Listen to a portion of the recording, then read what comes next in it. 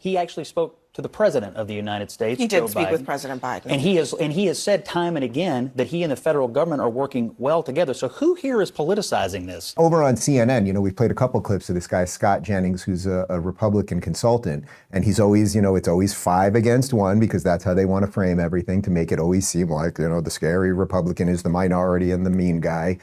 Here he is quite excellently explaining that Kamala Harris is the one politicizing this. DeSantis is out there doing the work. They always say we're doing the work. Well, DeSantis is doing that right now, marshaling all of the resources of Florida while Kamala's doing this glazing media tour.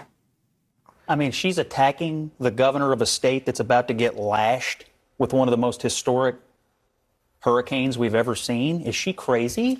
He did not ignore her call. She was talking, just to be clear, she was talking broadly about the politicization of the storms. I think she was talking about Ron DeSantis. He did not ignore her call. And in fact, according to what I've read tonight, he actually spoke to the president of the United States. He did speak with President Biden. And he has said time and again that he and the federal government are working well together. So who here is politicizing this? Yeah, I hate to agree with Scott on anything, but I agree. I agree in this case. I actually agree with you that there's too much disinformation, misinformation, or things that are not factual swirling about the hurricane. I actually think the facts are bad enough. When the storm came ashore, Biden was at the beach and Harris was raising money.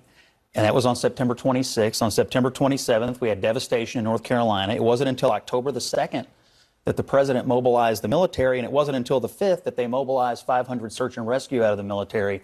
So I think there's two things going on. The immediate impacted people and what they need and what they can get.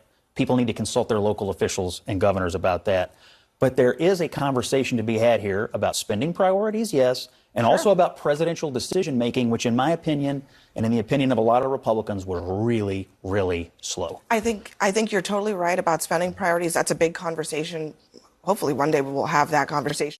Okay, so Abby Phillips there, she's just a mouthpiece for the Democrats, right? You can see she just wants to make sure that the Democrats and Kamala Harris, that someone's running cover for them. I don't know who the other guy across the table was who was like, I hate to agree with you, but the fact that he even has to say that, I hate to agree with you, while people's lives are on the line, right? Like they're just unbelievably terrible, all of them, my God.